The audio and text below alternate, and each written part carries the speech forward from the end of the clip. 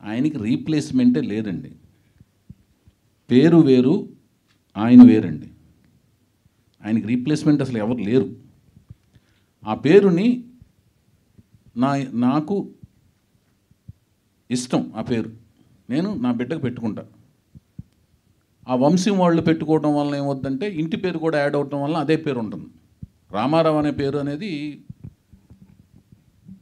తెలుగు జాతిలో చాలామంది పెట్టుకున్నారు పేర్లు. రామారావు అనే పేరు పెట్టుకుంటారు. కానీ ఇంటి పేరు ఉన్నప్పుడు ఆ పేరు మ్యాచ్ అయిపోద్ది. అర్థమవుతుందండి? కానీ అదే రూపం, అదే కంఠం, అదే ఆలోచన సరళి, అదే గ్రాహక శక్తి ఆ కాలమాన పరిస్థితుల్లో పుడితేనే నందమూరి తారక రామారావు గారు అవుతారు. అర్థమవుతుందా మీకు? ఆ కాలమాన పరిస్థితులు, ఆ పెరిగిన కలిసిన చదివిన పుస్తకాలు, చదివిన గ్రంథాలు, నేర్చుకున్న పరిజ్ఞానం, ఆయన నందమూరి తారక రామారావు గారు. ఆయనలాగా ఎవరు అవ్వలేరు. అది చాలాసార్లు నేను చెప్పున్నాను. జానకిరామ్ గారు వాళ్ళ తాతగారి పేరుని వాళ్ళ కొడుక్కి పెట్టుకోవడం అది మన తెలుగు సంప్రదాయంలో ఎప్పుడోంచి ఉంది. తాత పేర్లు కొడుకులకు పెట్టుకోవడం, ముత్తాత పేర్లు కొడుకులు పెట్టుకోవడం, ఆ సంప్రదాయం ప్రకారం పెట్టుకున్నారు. నేను తనను చూసి నచ్చి నేను తీసుకున్నాను కాబట్టి పేరు నేను మార్చడానికి లేదు కదండి. నేను ఎవరిని మార్చడానికి? వాళ్ళ నాన్నగారిని వాళ్ళ తాతగారు పెట్టుకున్న పేర్లు నేను మార్చడానికి నేను ఎవరిని? హరికృష్ణ గారును జానకిరామ్ గారు డిస్కస్ చేసుకుని పెట్టుకున్నారంట పేరు. మారితే విప్లవం వస్తుంది. అంటే జూనియర్ ఎన్టీఆర్ అని లేకపోతే ఆల్రెడీ ఉన్నారు. అది మళ్ళీ అది ఆయన పెట్టుకున్నారు కదా. సో ఈయనకి ఏమన్నా హరికృష్ణ గారు పెట్టుకున్నారు కదా. ఓకే. హరికృష్ణ గారు ఆయన పేరు ఆయనకి తారక రామని పెట్టారు. తెలుసు కదా మీకు అది. ఆయన పెట్టుకున్నారు. ఇప్పుడు వాళ్ళు తండ్రులు వాళ్ళ తాతలు పెట్టుకున్న పేర్లని లేకపోతే వాళ్ళ ముత్తాతలు పెట్టుకున్న పేర్లని మనం మార్చడానికి లేం కదండి.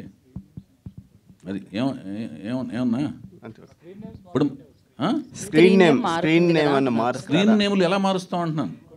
అది నేను వాళ్ళకి ఇచ్చిన పేరుతో నేను రిలీజ్ చేస్తాను. ప్రజలు పిలుస్తారు, మారుస్తారు.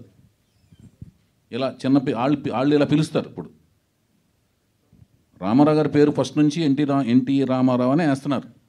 ఇది పాతాళ భైరవిలో ఎన్టీ రామారావు అని వేస్తారు. కొన్ని సినిమాల్లో నందమూరి తారక రామారావు అని వేశారు.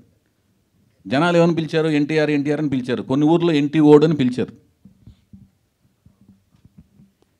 కొన్ని సినిమాల్లో కొన్ని ఏరియాల్లో రామారావు సినిమా చూసాను అంటారు.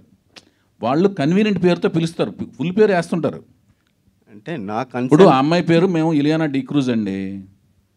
అందరూ ఇలియానా డిక్రూజ్ అంటే ఇలియానా అని పిలుస్తుంటారు. వాళ్ళు కన్వీనియంట్ పేరుతో పిలుస్తారు. పేరు మేము ఉన్న పేరు వేయాలి కదా. అది అంటే నా కన్సర్న్ ఏంటంటే ఇప్పుడు తాత పేర్లు పెట్టడం అనేది మన సాంప్రదాయం. సో కొన్నిసార్లు ఏమైతే పేరు పెట్టుకోవచ్చు, ముత్తాత పేరు పెట్టుకోవచ్చు, అది సాంప్రదాయం. కానీ కొన్నిసార్లు మన సొసైటీలో వీడు తాత పేరు చెడగొట్టాడరా అనే ఒక ప్రమాదం ఉంటుంది. అది మన చేతలండి. అది మన కాలమాన పరిస్థితుల్లో మన చేతుల్లో ఉండి జరుగుతాయి కొన్ని చేతలు, మనకు తెలియకుండా జరిగేవి కొన్ని జరుగుతుంటాయి చేతలు. వాటిని మన చేతుల్లో లేని వాటి గురించి మనం ఏం చేయగలం అండి? సరే సార్, ఇప్పుడు ఎన్టీఆర్ అంటే తెలుగు జాతికి ఒక గుర్తింపు తెచ్చిన ఒక వ్యక్తి, మహానుభావుడు. సో అప్పటి వరకు తెలుగు భాష కోసం ఎంత కృషి చేసినా కానీ ఎన్టీఆర్ దానికి మార్గదర్శకులుగా ఉన్నారు. అవును. సో ఆయన ప్రభావం, ఆయన భాష డైలెక్ట్, తర్వాత ఆయన మాట్లాడే తీరు మీ మీద ఎలాంటి ప్రభావం చూపించారు? అదేనండి, నా మీదే కాదండి, రామారావు గారి అభిమానులు అందరికీ ఆయన నుంచి నేర్చుకుంది ఏంటో అంకిత భావంతో పనిచేయటం, కృషి చేయటం, నమ్మిన సిద్ధాంతం కోసం మడం తిప్పకుండా పోరాటం చేయటం. మేము అది చేస్తుంటాం. అంకిత భావంతో పనిచేయటం, కార్యదీక్షతో పనిచేయటం, ఎలాంటి డీవియేషన్స్ లేకుండా పనిచేయటం. భాషాపరంగానే కదా మేము తెలుగు భాష మాట్లాడుతుంటాం. నేను తెలుగులోనే టైప్ చేస్తుంటాను. అంటే నేను కీబోర్డ్లో ఉన్నా కూడా తెలుగు భాషలోనే. ఇప్పుడు చాలా వరకు సంభాషణ నేను స్మార్ట్ ఫోన్లో వచ్చినా తెలుగులోనే సంభాషిస్తుంటాను. మ్యాక్సిమం తెలుగు భాష బాగా గుర్తుపెట్టుకుని తెలుగులోనే మాట్లాడటానికి మ్యాక్సిమం ప్రయత్నిస్తాను నేను.